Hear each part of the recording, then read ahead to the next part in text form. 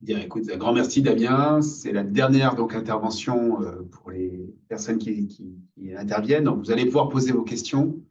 Moi, je voulais souligner quand même la thèse, parce que tu n'as pas cité la personne, c'est Lise Lebert qui était passée chez Atmosud, donc qui a fait une thèse au LCE, voilà, sur le maritime. Et donc, on a déjà tiré vraiment des enseignements extrêmement riches.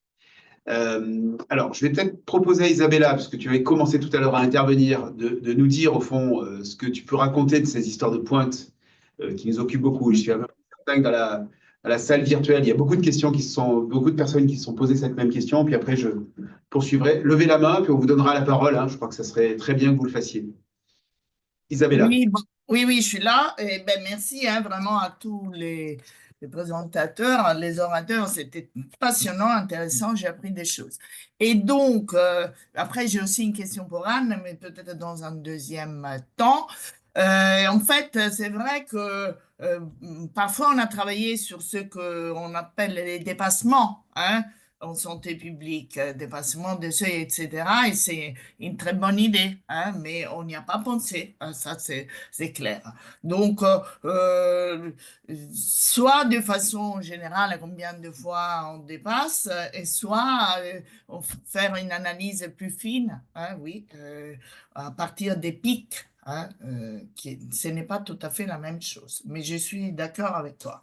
Et d'ailleurs, j'ai bien envie, vous avez plein de données, peut-être de commencer une collaboration, mais ça, c'est une autre chose, parce que on a quand même, il y a les données SNDS, il y a le PMSI, il y a des données de morbidité et de mortalité qui sont disponibles, hein, et notamment pour la morbidité, bon, les crises d'asthme ou les exacerbations de certaines maladies respiratoires sont très informatives et disponibles, hein, c'est ça que je veux dire. Et sur les périodes, donc on peut faire essayer de mettre en relation exposition avec pathologie. Pardon, j'avais... Merci beaucoup, Isabella. Alors, j'avais trop de questions, mais Daniel Moutet a demandé à prendre la parole. Je suis à peu près certain que c'est sur le même sujet, donc je lui laisse peut-être prolonger. Daniel, on te donne la parole. Oui, merci. Je ne sais pas si vous m'entendez. Très bien.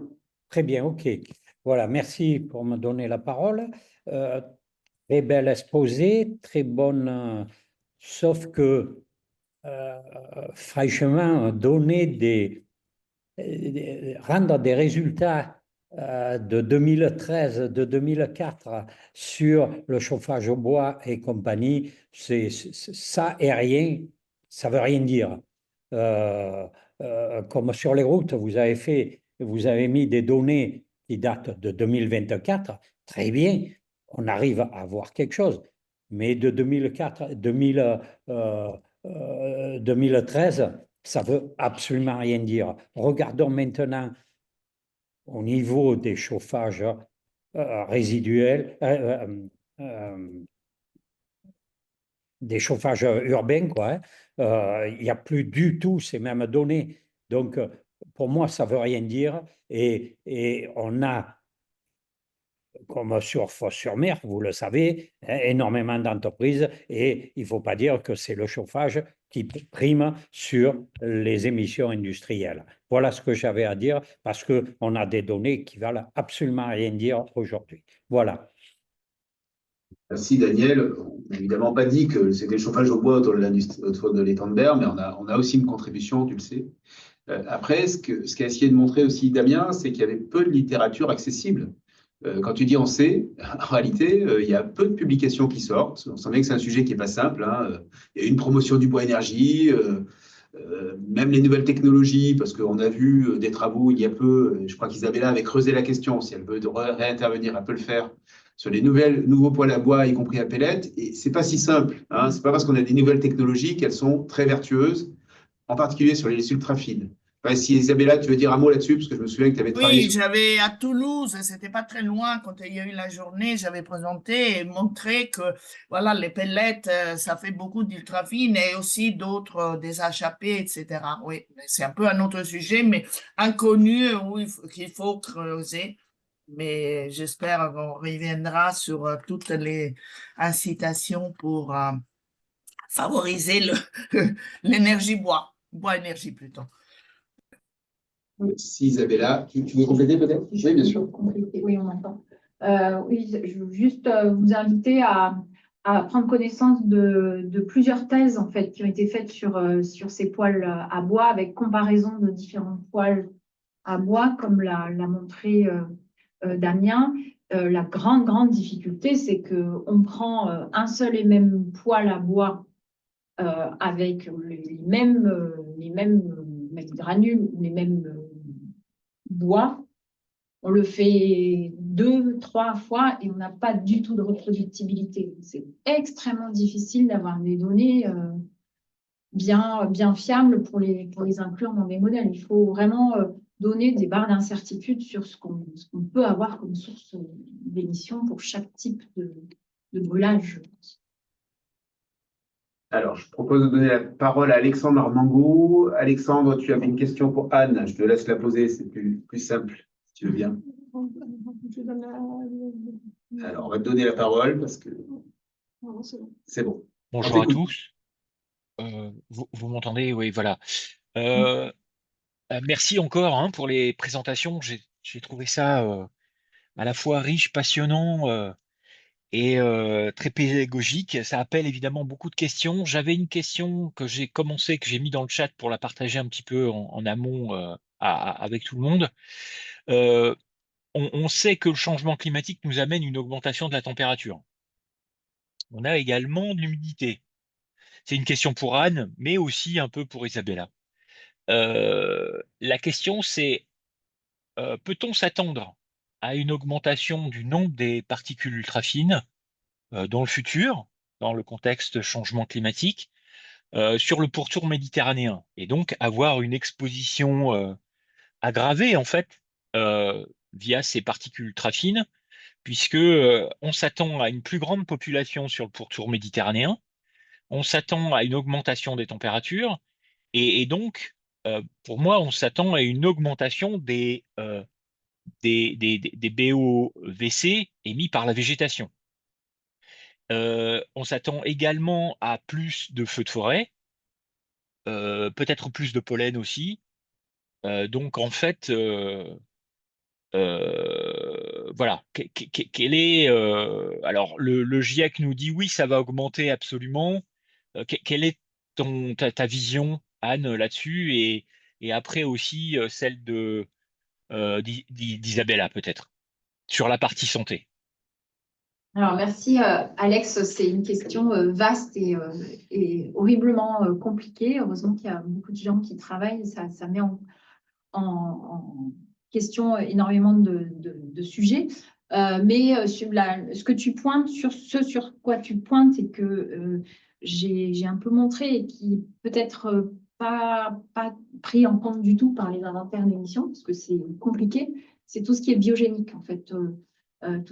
Surtout, comme tu le dis, Alex, la végétation méditerranéenne émet énormément de COV qui sont, comme je l'ai montré là, l'alpha-pinène, qui produisent des particules secondaires à fort taux et à très grande vitesse.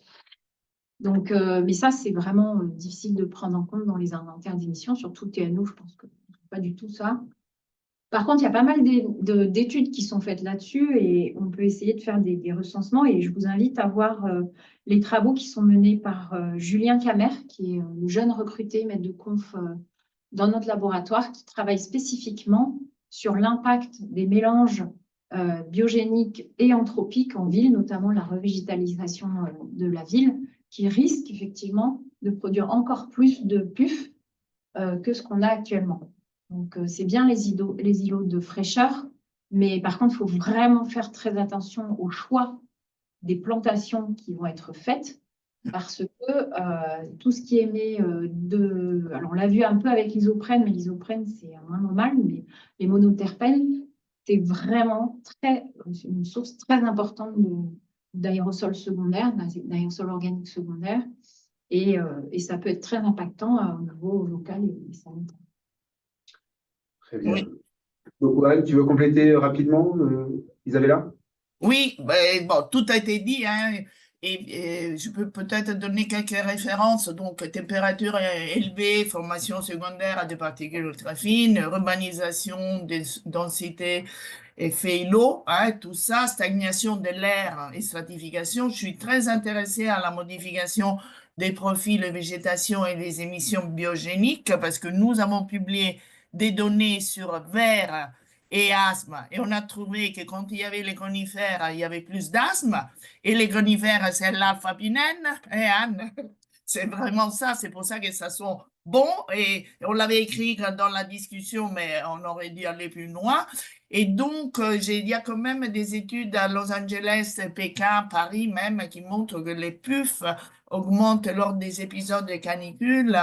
Et puis, il y a ce modèle qui couple chimie atmosphérique, climat, les WRF, CHEM, qui font des projections hein, qui montrent bien qu'il y aura des épisodes de pic d'ultrafine dans le, je ne sais plus quel scénario, parce qu'il y en a tellement, mais c'est bien clair. Donc, oui, en résumé, c'est un danger à venir dont il faut se protéger. Mais j'avais levé la main pour dire tout simplement que tout ça montre que nous avons besoin de plus de financement pour faire de la recherche. Bon.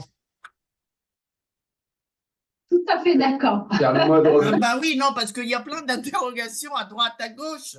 Il nous faut des Permettez-moi de reformuler, pas moins de financement déjà, et on sera déjà heureux, mais en tout cas, plus, ça serait bien, mais voilà, les conditions sont déjà bien complexes. Non, mais nous, chercheurs, on ne les a pas si on ne fait pas l'intelligence artificielle, si on ne fait pas des trucs, l'épigénétique, etc. C'est ça. D'études de remédiation aussi. Maintenant, les appels d'offres, c'est que la remédiation.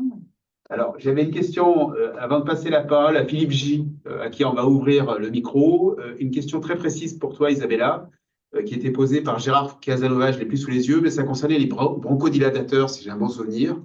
Et donc, la question, c'était de savoir, voilà, c'est ça, hein, si ça pouvait accélérer finalement le passage finalement de ces particules ultra fines. Ben oui, et heureusement que ça ne dure pas longtemps, hein, une inhalation. Je peux répondre comme ça, mais effectivement, oui. En plus, on ouvre, il faut que ça rentre, et voilà. Mais ça dure quelques secondes, hein, donc voilà, il faudrait quantifier ça, mais c'est une observation qui est pertinente. Oui, absolument. Merci. Donc, je donne la parole à Philippe J. Philippe Juvin, oui. Vous m'entendez? Très bien. Très bien. Oui, moi j'étais particulièrement intéressé par tout ce qui se passe, tout ce qui a été présenté par Madame Perron sur la mise en évidence des particules ultra fines liées aux avions et les mesures qui ont été faites, si j'ai bien compris, à l'aéroport. Mais est-ce qu'il ne faut pas un petit peu étendre ça aux villes exposées aux atterrissages et au décollage, dans la mesure où effectivement on s'aperçoit que depuis longtemps, Atmos Sud travaille déjà dessus, mais qu'on n'a vraiment pas beaucoup de données. Et s'il y a des données, j'aimerais bien en avoir un petit peu à disposition. Maintenant, on a vu qu'on avait bien pu progresser puisqu'on arrive à identifier les particules par source. Et si je pouvais continuer un petit peu mon discours, ça serait de dire, bien sûr qu'il faut faire des analyses, etc., mais il faut aussi collecter des données d'une façon peut-être plus précise et plus complète. Si je prends par exemple la ville d'Antibes, il n'y a pratiquement pas de données récupérées dessus. Donc, on est un petit peu en demande, scarving, comme ils disent les Américains. On a faim de données et d'avoir plus d'informations sur ce qui se passe avec ces différents polluants. Et en tout cas, merci beaucoup de ces présentations. C'était vraiment très intéressant et j'attends les publications avec impatience des différents résultats que vous avez présentés. Merci. Alors, Florence, est-ce que tu peux nous dire sur le sujet?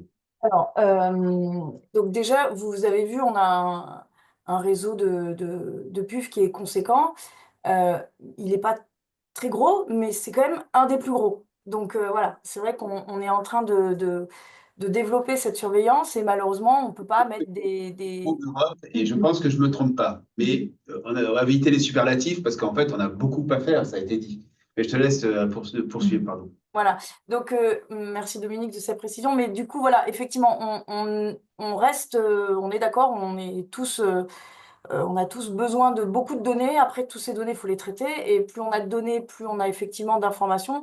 On est encore au début. On a sur l'aéroport, on suit quand même ces particules depuis. Alors, on avait fait une campagne au cours de la pandémie, donc ce qui était très Ouais, en intéressant. 2023, il me semble. Voilà, en 2020. En Ouais. 2020. Bah, Par contre, 21, ouais. on n'avait pas de granulométrie. Donc, c'est la granulométrie qui nous permet de distinguer la source aéroportuaire. Sinon, quand on mesure les PUF, vous l'avez vu, on mesure un intervalle et donc on mélange tout. Quand on va mesurer 10 000, on va avoir en urbain, on va avoir les PUF qui peuvent provenir des avions, qui peuvent provenir du chauffage au bois, qui peuvent provenir des véhicules. Donc, une des façons de distinguer les sources va être la granulométrie. Et ça, la granulométrie, on l'a effectivement pas partout et ça se fait par campagne. Donc, effectivement, on est également avide d'informations là-dessus. On le met en place, mais il faut caractériser beaucoup de choses sur un grand territoire. Donc, on le fait petit à petit. Là, on a cette signature aéroportuaire. Donc, effectivement, la prochaine fois qu'on va pouvoir faire de la granulométrie éventuellement en ville, on va pouvoir identifier, alors sur Antibes, je ne sais pas si c'est prévu de faire de la granulométrie à Antibes. Après, il ne faut pas oublier l'aérologie et le côté dispersif. Donc, c'est effectivement, les particules, elles ne vont pas tomber tout droit dessus. Donc, il y a effectivement une petite étude à mener avant pour identifier les lieux et pour savoir, pour quantifier en fait l'importance de l'aérien dans les particules que l'on va retrouver. Damien a montré effectivement que on ne s'est pas trompé sur la frange la plus basse. Effectivement, c'est là où on trouve les particules d'origine aéroportuaire. Donc pour l'instant, pour être un peu plus concrète, pour l'instant, on l'a fait sur l'aéroport de Nice. On suit de façon continue la mesure globale en particules ultra fines.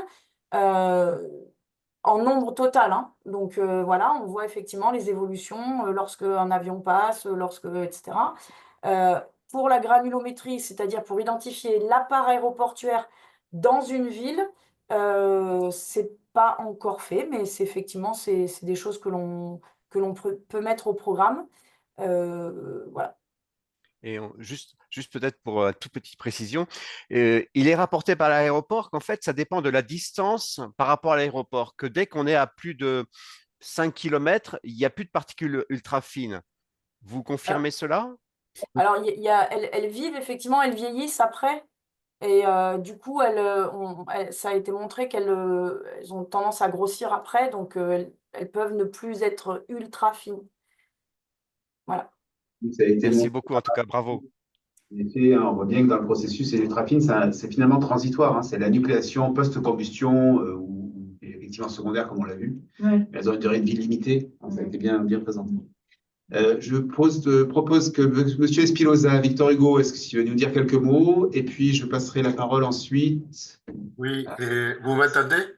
Oui, nous t'entendons. Oui, voilà, juste pour dire vraiment bravo à Atmosud, que j'ai une relation privilégiée grâce à l'aide-moi, grâce au soutien qu'il donne à Atmosud aussi, et avec l'accompagnement technique depuis 20 ans. La première chose que je veux dire, j'avais posé la question, que nous, dans toutes les écoles, depuis 20 ans, on a essayé de rendre visible l'invisible, et c'est déjà très compliqué. Et on est arrivé avec les profs, avec Atmosud, avec tout ça, à faire un programme qu'aujourd'hui, il est partout dans le monde, hein. Donc, la première question, c'était déjà les microparticules, c'était difficile à expliquer. Les nanoparticules, donc les ultra fines, ça va être aussi une tâche difficile. Mais tout à l'heure, on parlait comment faire pour avoir plus d'argent.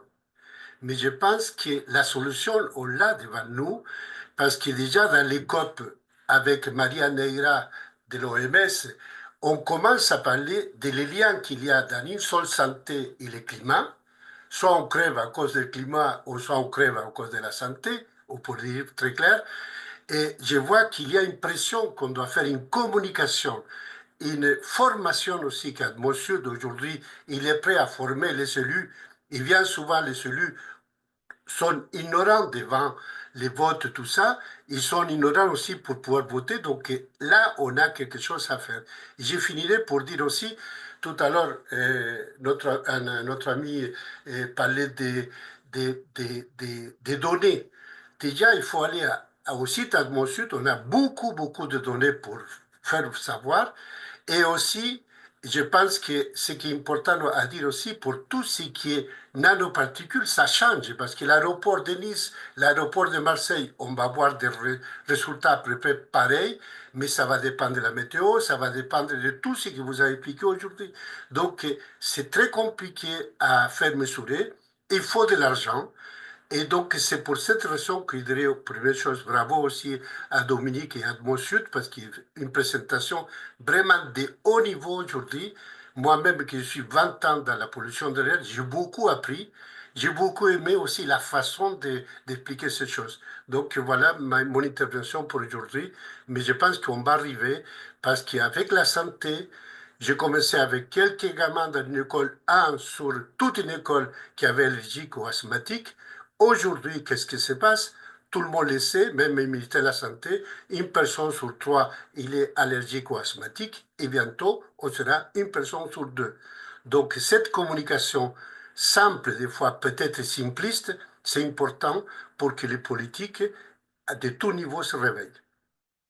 Merci beaucoup, Victor. Mais écoute, à nous de te remercier aussi pour le travail qu'on conduit avec toi, avec l'air et moi en particulier. Et je vois qu'Isabella veut réagir. Après, je passerai Oui, non, juste pour dire que oui, il y aura 50% du monde qui sera allergique en 2050 en Europe avant, mais il ne faut pas oublier les maladies respiratoires. La BPCO, c'est un mot compliqué, bronchopneumopathie obstructive va être la 3e cause de décès, hein, pour tous. Donc, après le infarctus, cancer, voilà. Donc, on voit bien qu'inhaler, c'est grave. Alors, Stéphane Percot, pour une question pointue à l'attention de Damien. Je vous laisse la parole si vous m'entendez encore. On vient de vous ouvrir le micro. Alors, monsieur Percot. Est-ce que vous m'entendez? Absolument. Alors, par contre, je n'entends plus. Mais en tout cas, apparemment, vous m'entendez. Je vois vos réactions. En fait, la question, c'était pour monsieur Bouchard. Alors, bon, j'ai également mis dans le chat. Effectivement, hein, pour l'émission des véhicules, c'est assez surprenant que TNO, dans leur rapport, ne mette que le facteur qui vienne du diesel, donc de la combustion, alors que de plus en plus, on voit effectivement, comme vous l'avez montré, que les processus de freinage et donc d'émissions à abrasion pneumatique sont de plus en plus importants. Et en fait, ma question, c'était de savoir, bah, effectivement, dans vos futurs rapports, est-ce que c'est quelque chose que vous allez investiguer, notamment pour l'émission véhicule et également pour le transport ferroviaire? Parce que j'ai vu qu'il y avait des études qui avaient été faites, notamment des expositions des personnes dans les métros. Donc, c'est pas nouveau, ça se fait. Et effectivement, TNO, alors bon, moi je travaille avec eux également pour mon travail, hein, et je sais qu'ils sont impliqués dans le projet Leonti, donc sur l'émission des pneumatiques. Donc ça sera intéressant de voir avec eux ce qui va ressortir de ce projet. Alors je crois que c'est porté par l'INSA de Lyon, mais ce sera intéressant de voir ce que eux vont ressortir de leur projet, s'ils ont publié. Alors, Damien. Oui, bah, merci pour vos remarques. Alors oui, là, ce qu'on disait, c'est qu'on est aux prémices des travaux, donc on est en train de constituer une base. Et c'est pour ça que dans la présentation, voilà, on a montré, alors c'est pas les FE, enfin les facteurs d'émission de TNO qu'on a, hein, c'est uniquement leurs données de sortie. On n'a pas à disposition vraiment la base de facteurs d'émission qu'ils ont utilisé pour faire les calculs. Et c'est en comparant avec la littérature, on s'est aussi rendu compte que finalement, il y avait peut-être des choses en plus sur l'abrasion. Pour l'instant, on n'a pas non plus de facteur d'émission sur le ferroviaire. Donc oui, l'idée, évidemment, hein, c'est qu'on fasse un premier inventaire et qu'on consolide par la suite avec toutes les nouvelles données qu'on aura. Ce que j'ai pas précisé, c'est que l'inventaire TNO, c'est uniquement sur des données anthropiques, et c'est que là, les facteurs d'émission qu'on a pu récolter jusqu'à présent sont issus d'une trentaine d'articles scientifiques. Et en fait, il n'y en a pas beaucoup plus. Enfin, il y en a quelques-uns en plus certainement, mais en tout cas, on a un nombre très limité d'études qui fait qu'on n'a pas beaucoup d'informations. Et même quand il y en a, c'est que dans un article. Donc, c'est pas forcément donné vérifié par plusieurs pairs, on va dire. Et le projet Lionti, on ne connaît pas, mais du coup, on va essayer de regarder. Mais il faudra bien sûr qu'on attende que les résultats soient disponibles. Donc, ce sera peut-être dans une version ultérieure qu'on pourra intégrer ces résultats-là. Nous, ce qu'on fera certainement, c'est quand on aura fait notre premier inventaire, on va se comparer avec aussi le résultat que TNO a pu nous fournir. Et comme on sait qu'ils ont aussi une certaine expérience sur le sujet, hein, on pourra aussi entamer peut-être des démarches de collaboration avec eux pour améliorer nos process. Merci Damien. Alors, je vais donner la parole ensuite à Mélodie Chatin, qui en ouvre le micro. Ça me permet juste, dans l'interface, là, de rappeler aussi qu'on a vu sur l'essence, c'est un des ratios qui était quand même très discutable du TNO. Avec l'arrivée de l'injection directe, on a des particules ultra fines maintenant, sans doute de nature un peu différente d'ailleurs, quand on regarde de façon précise. Et dans votre question, je devine aussi qu'il y a peut-être un peu un amalgame entre ultra fines et particules fines. Et ça me permet de répondre à une des questions d'Evénique Kalec, de la ville de Marseille, mais aussi qui est passée par Atmosud. Je lui fais un petit clin d'œil. C'est vrai qu'on est capable de mesurer les particules fines avec des capteurs. Et il me dit oui, c'est des mesures avec des lasers. C'est vrai, mais pour mesurer les ultra-fines, en fait, on est de passer par un stratagème, par des facteurs de grossissement avec, par exemple, du butanol, des solvants souvent. Donc, les mesures optiques, telles qu'on les réalise avec ce type de technologie, les capteurs, nous, on est très férus de ce sujet-là, ou des systèmes qu'on utilise aussi même pour les références, elles ne voient pas les ultra-fines. Les capteurs, ils commencent à 0,3. Et là, on a vu, c'est inférieur à 0,1. 300 ou 100, voilà, je change des unités.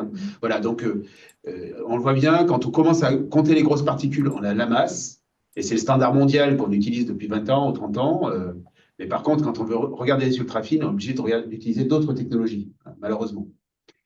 Alors, Mélodie, tu avais des questions très techniques, je te laisse la parole. Grand test, notre collègue d'Atmo. Oui, bonjour, vous m'entendez bien? Très bien. Oui, ok, alors super. J'avais du coup des questions pour Madame Perron, même si du coup toutes les présentations étaient extrêmement intéressantes. Par rapport à la comparaison au maxima horaire, je me posais la question si vous aviez aussi regardé, parce que du coup c'était l'aéroport qui ressortait avec le maxima annuel le plus élevé en horaire, si le pourcentage de données donnait le même ordre en fait des typologies quand on considérait du coup le nombre en fait de maxima horaires qui dépassaient les 20 000 plutôt que juste le maxima unique le plus élevé. Et l'autre question en parallèle, c'était de savoir, donc là c'est encore plus technique, comment avait été faite la correction pour caler les données entre 7 et 2,5 micromètres sur l'intervalle depuis 2023 de 10 nano à 1 micromètre. Voilà. Alors, sur Bon. le premier, sur le maximum de l'aéroport. Donc, en fait, j'ai précisé, c'est une campagne de 6 mois et elle a commencé en juillet. Donc, du coup, on a eu c'est pas un maximum annuel sur cette campagne-là, c'est un maximum juste sur 6 mois. Mhm. Les niveaux annuels, pareil, sont élevés, mais ils étaient à 19 000, alors que sur Nice, ils étaient à 17 000 et quelques. Sachant qu'on n'a que 6 mois et on a la période été qui est la plus intense, donc c'est là où il y a le plus d'avions, donc la moyenne annuelle est inférieure. Par contre, au niveau du maximum, c'est le maximum qu'on a eu sur 6 mois, mais c'est le maximum qu'on a eu en aéroport sur l'année 2024. Voilà. Du coup, hormis pour cette campagne, sinon on est vraiment sur les mêmes taux de fonctionnement. Et la deuxième question, c'était sur, pardon? Par rapport à comment les Ah données oui, elles ont la été façon de la reconstituées. correction. Alors, et ben, du coup, on a appliqué un correctif du LCSQA qui a évalué environ à 25% le passage de 7 à 10. Donc, à moins 25, le passage de 7 à 10. Donc, du coup, j'ai appliqué ce correctif-là. Ok, oui, en unique, un pourcentage unique Ouais. sur toute la. Ok, ça marche. Merci beaucoup. Bien, écoutez, comme le temps passe, je vous propose de prendre deux dernières interventions. Je sais que ça va frustrer un peu, mais on laissera les quelques mots de conclusion ensuite à Pierre-Charles. Donc, je propose à Michel Pierre de nous poser sa question. Je demande que les réponses soient un peu rapides, si vous le voulez bien, pour qu'on puisse rester dans le timing. Et puis, on donnera la parole à Isabelle Vendreau également de l'aéroport de Nice, qui nous fait la gentillesse d'être présente. Et on conclura si vous êtes d'accord. Alors, Michel Pierre. Oui, bonjour. Je voudrais poser des questions et surtout sur comment on va évoluer, puisqu'il y a des remèdes qui paraissent pires que le mal. C'est-à-dire, on a vu, c'est l'ingestion directe qui fait plus de microparticules. C'est aussi les pots catalytiques. Et aujourd'hui, par exemple, dans le maritime, on utilise des scrubbers. La réponse m'a été donnée par écrit, c'est que les scrubbers utilisent du fuel et le fuel fait plus de puf. Donc, ce n'est pas une bonne solution. Par ailleurs, j'ai posé la question sur l'utilisation du gaz. Le gaz, on a parlé du bois, etc., on le sait, mais où se situe le gaz? Le biométhane ou le gaz en général. Très bon. Voilà, ce sont les questions. Et puis, je ferai aussi une remarque, c'est que en faisant nos mesures avec nos microcapteurs, on a aussi pensé à faire une relation avec la rosée. On n'a pas réussi à condenser la rosée, c'est-à-dire qu'elle adhère sur le film de téflon. Et c'est certainement dû à une énergie superficielle particulière dans nos zones très polluées. C'est ce que je pense. Allô? Oui, très bien, merci beaucoup, Michel. Alors, sur les gaz, je vais laisser Bertrand Monod nous dire un peu. Alors, est-ce que c'est gaz naturel ou les gaz en général? Du coup, on avait un doute sur la question. Le gaz méthane, c'est naturel ou biogaz, c'est du méthane.